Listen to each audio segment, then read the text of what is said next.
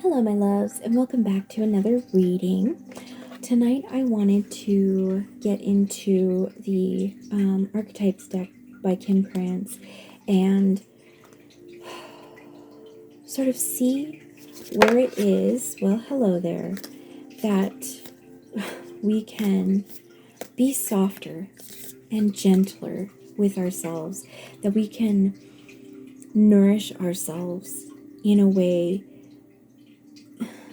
that, again, I'm just seeing softness and like a mother's hug, right? A mother's arms, that sweet, sweet embrace that is warm and cozy and lets us hear the heartbeat, not only of ourselves, but where we came from. And this is absolutely beautiful. But the first card that just popped out there is the Village. This is reminding us that one of the most important things that we do when we come to live here as humans on this earth is to be communal with each other.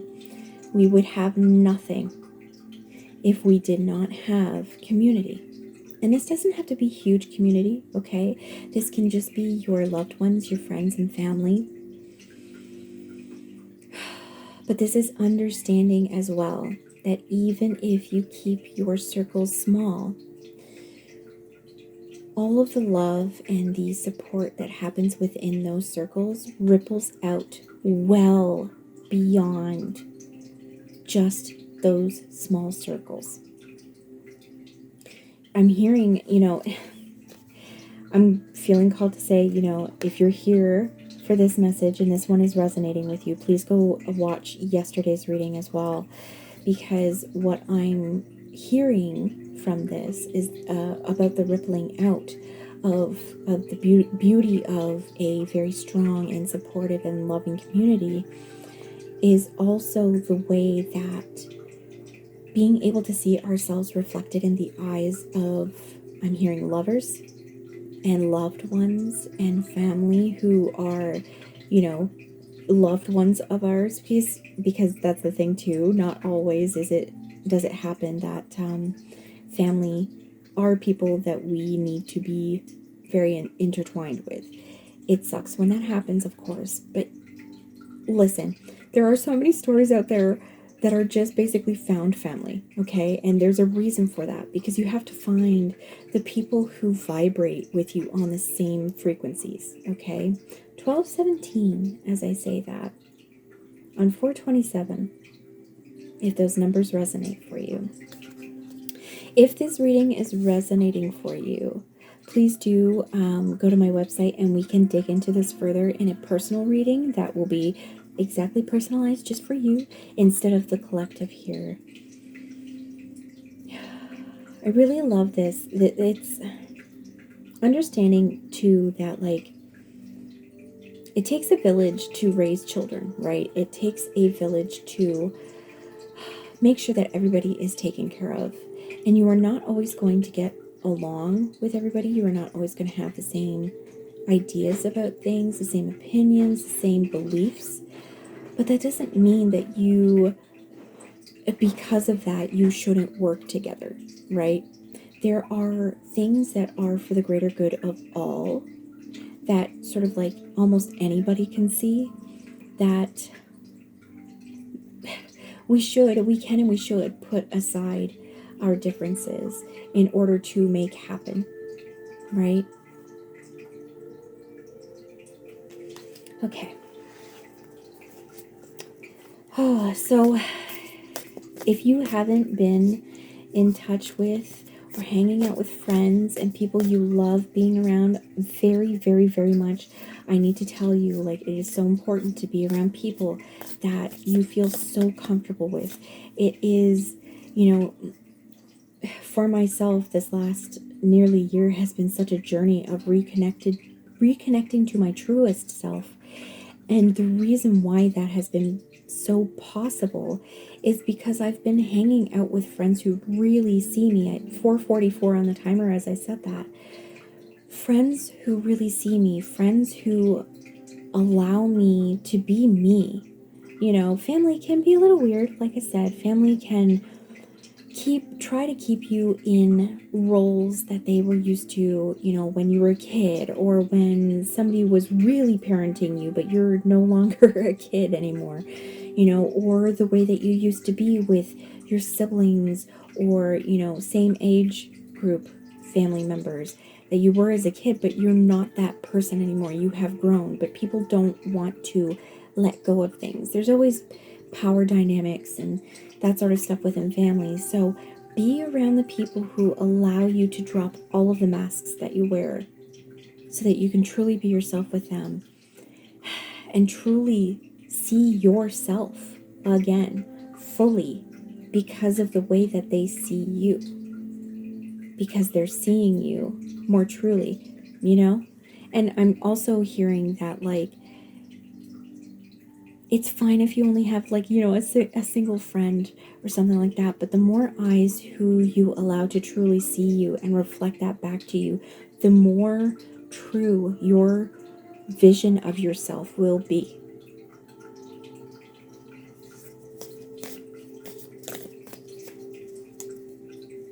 I'm seeing, I was trying to find the sort of like vision of this, but like I was seeing, like, it's like having everybody have their glasses on so everybody can see you fully. But what I'm also seeing is that every friend is an adjustment to the when you go to get your eye vision tested.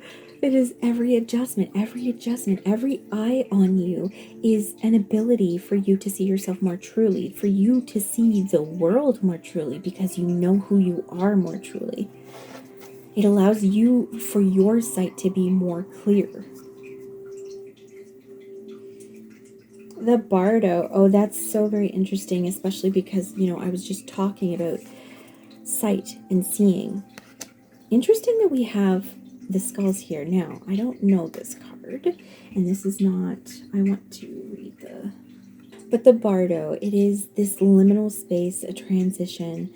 So, you know, obviously we can think of that as this liminal space before we, you know, as we're dying, before we fully integrate back into spirit and stuff like that. Or even the Bardo as in going from spirit to life. But of course we have all these skulls here. So, let's see here. It's a liminal realm through which souls pass. Envisioning this inherently mysterious space creates the potential for us to rise above the concerns of this world and see our relationships through a cosmic and timeless lens. We may receive messages from those who are no longer with us, or see visions of lives not yet lived. In the Bardo, there is potential to forgive the unforgivable, to say the unsaid, to see the unseen, to love the unloved, to let go of all the things that cause us pain. The Bardo suspends us in its spaciousness for just long enough to open us to higher wisdom. Its energy does not belong to Earth as we know it, but rather to the cosmic network of which we are a single thread.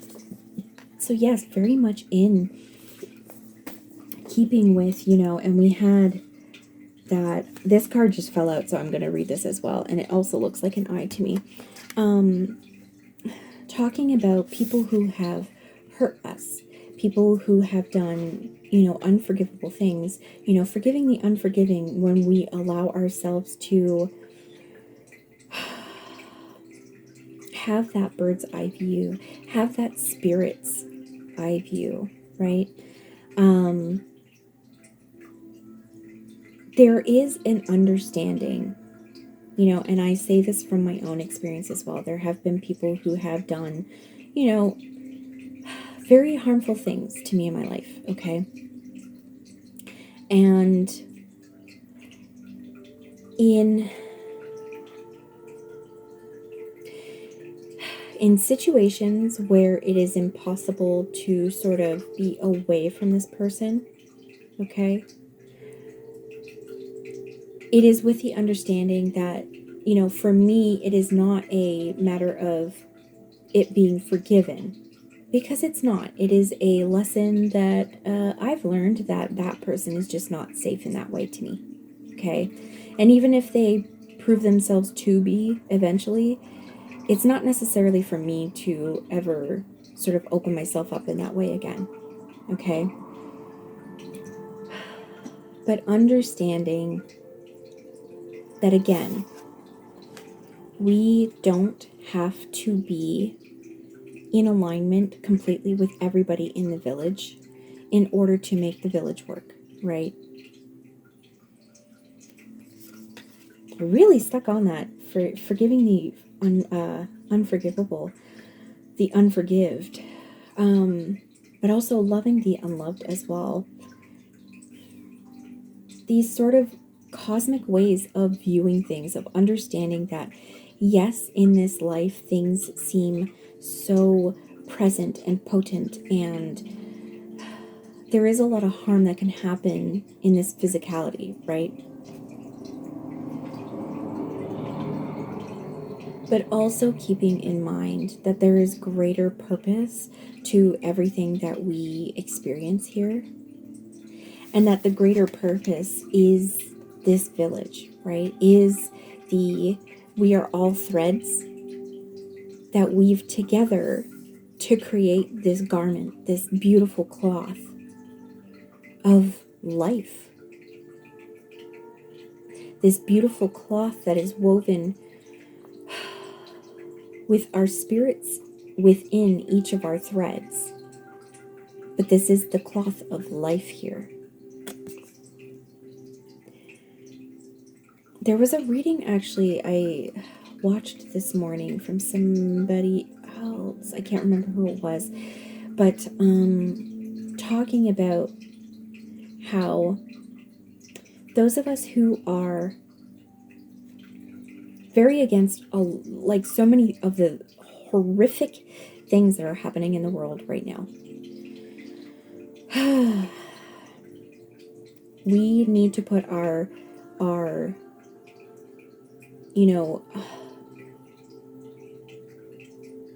oh my goodness, I'm losing my words here. It's like, again, it's being blocked. It's being blocked because it's hard to just see that bigger picture, right? It's hard to understand the bigger picture of what we're trying to do here.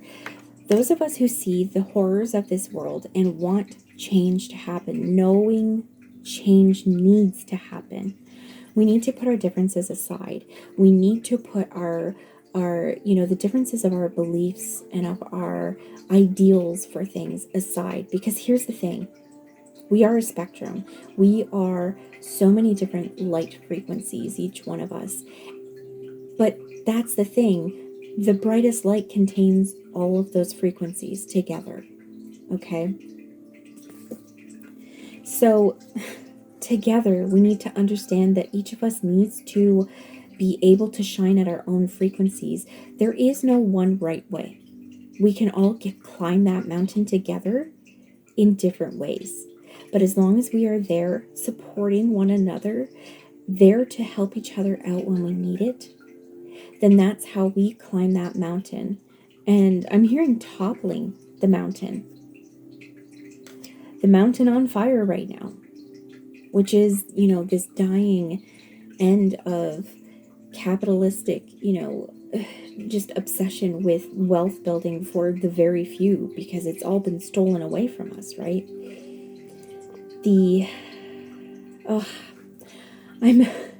I'm very much just like, I just, it's a sigh. I don't want to get into all of the things that are happening in the world. If you're here, and if you're still resonating with this message, So be okay with the fact that somebody's vision for what the future holds is not yours, but that you can still work with them.